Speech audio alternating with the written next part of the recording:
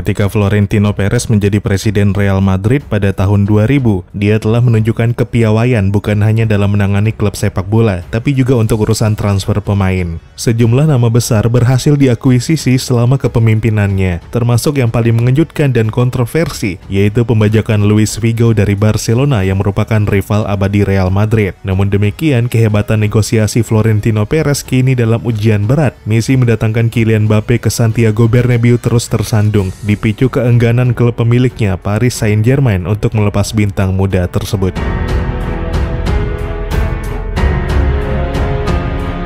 Halo dan selamat datang kembali di Papa Bola. Rumor ketertarikan Real Madrid terhadap Mbappe sudah cukup lama mengemuka dan tampaknya sudah jadi rahasia umum kalau si pemain sendiri memiliki hasrat bergabung ke Los Blancos. Gak lepas dari rekam jejaknya yang diketahui mengidolai Real Madrid. Upaya Madrid mendatangkan Mbappe pun gak berjalan mulus, apalagi kalau bukan karena kengototan PSG memagari pemain andalannya itu. Mbappe saat ini terikat kontrak di PSG yang kedaluarsa tahun 2022.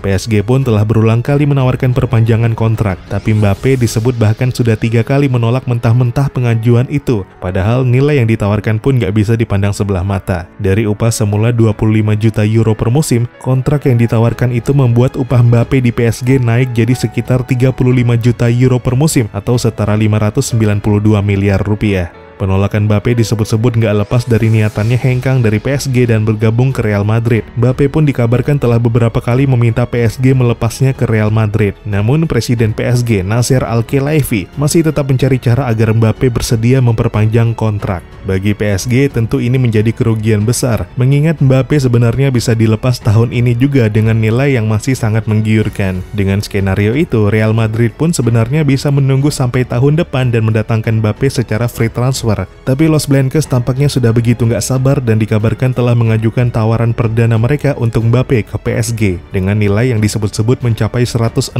juta euro atau setara 2,7 triliun rupiah. Namun demikian, PSG juga dikabarkan menolak tawaran Real Madrid tersebut, mengindikasi sikap PSG yang teguh mempertahankan Mbappe. Kabar itu pun dengan segera bikin fans Real gregetan, apalagi kabarnya juga Florentino Perez nggak kunjung bertolak ke Prancis bernegosiasi dengan PSG. Diberitakan oleh Marca, fans mendesak Florentino Perez untuk bergerak serius, karena kalau sampai misi transfer yang satu ini gagal, maka itu bakal jadi satu kegagalan besar bagi Real Madrid dan Florentino Perez secara personal. Florentino Perez memang dikenal ahlinya negosiasi, apalagi pada eranya juga Real Madrid mencatatkan transfer-transfer spektakuler yang bisa dibilang sampai mengguncang dunia. Pada 12 Juli tahun 2000, Florentino Perez yang baru terpilih sebagai presiden Real Madrid dengan penuh percaya diri mendeklarasikan ambisinya membajak Luis Figo dari Barcelona. Bahkan saking pedenya, Perez bertaruh kalau sampai Figo nggak bergabung ke Real, dia bakal membayarkan tiket satu musim penuh bagi setiap member Real Madrid.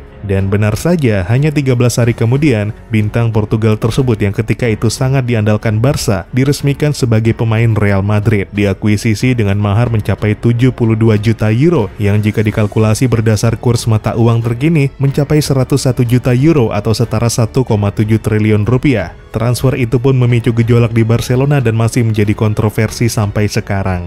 Semusim setelahnya, Real Madrid memulai misi pembajakan Zinedine Zidane dari Juventus. Kabarnya, Zidane sendiri yang menuliskan pesan di atas serbet makan kepada Perez ketika mereka bertemu di acara penghargaan Liga Champions di Monaco. Zidane menuliskan pesan bahwa dia tertarik bergabung ke Real Madrid. Kabar itu pun dikonfirmasi oleh mantan CEO Juventus, Luciano Moggi. Moggi lalu merespons kabar itu dengan memberitahu langsung kepada Florentino Perez jika dia nggak akan membiarkan Zidane pergi. Ketika itu Zidane memang lagi gacor-gacornya. Selain langganan gelar individu FIFA World Player of the Year, dia juga memenangkan gelar Ballon d'Or pada 1998. Namun begitu, upaya Moggi memagari Zidane tetap nggak mempan. Pemain asal Perancis itu pun menyegel kontrak di Real Madrid pada musim panas itu juga. Ditandai pembelian dari Real Madrid sebesar 77 juta euro, yang kala itu menjadi rekor baru transfer pemain termahal dunia. Keberhasilan Florentino Perez membujuk tim lain melepas pemain bintangnya kembali terulang pada musim panas 2002. Kali ini giliran Ronaldo Nazario dari Inter Milan. Serupa dengan klub-klub sebelumnya, bos Inter Milan ketika itu Massimo Moratti menegaskan jika Ronaldo nggak akan dijual dengan alasan apapun. Namun demikian, setelah pertemuan dengan Florentino Perez, Moratti akhirnya bersedia melepas pemain legendaris Brazil tersebut.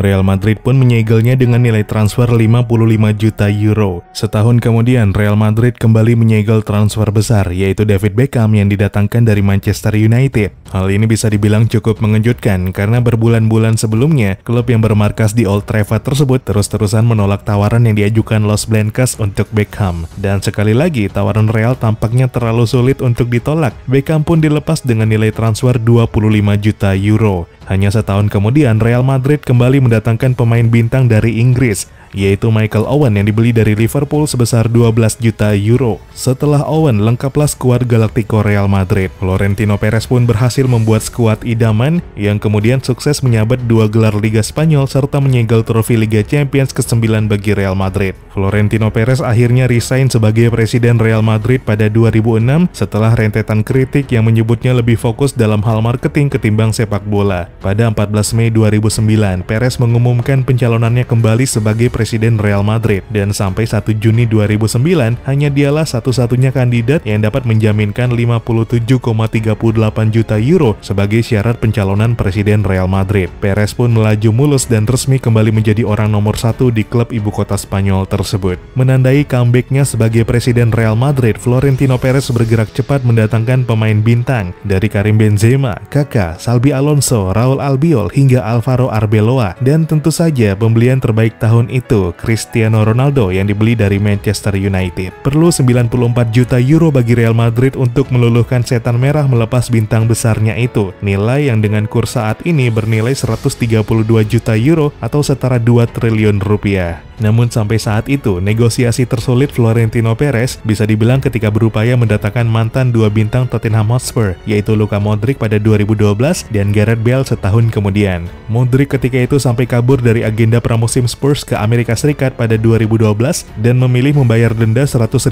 euro dari klub. Dan beberapa saat kemudian, dia meresmikan transfernya ke Santiago Bernabeu. Setahun kemudian, rekan setimnya di Spurs dulu, Gareth Bale, menyusul ke Real Madrid, didatangkan dengan nilai transfer mencapai 90 juta euro yang juga dimulai dari pembangkangan dengan menolak berpartisipasi di agenda pramusim Tottenham.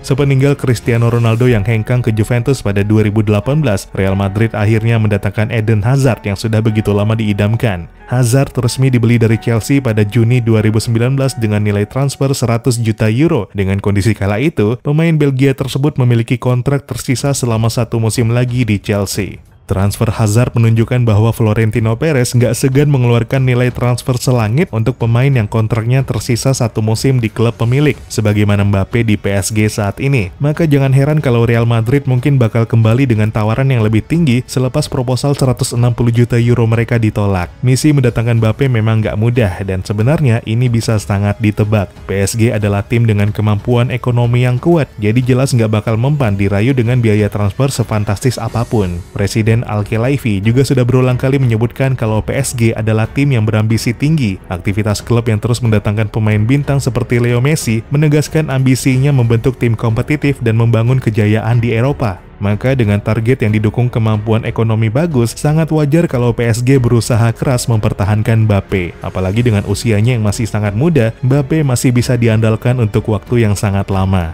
Namun demikian, dengan bursa transfer yang makin mepet deadline, PSG mungkin bakal terdesak dengan potensi kehilangan Mbappe tanpa mendapat apa-apa tahun depan. Dan tanda-tanda itu mulai terlihat lewat tweet dari saudara pemilik PSG, Sheikh Tamim bin Hamad Al Thani, berisi pesan yang menyiratkan kepada Real Madrid, jika setuju dengan harga yang dipasang untuk Mbappe, silakan menghubungi mereka.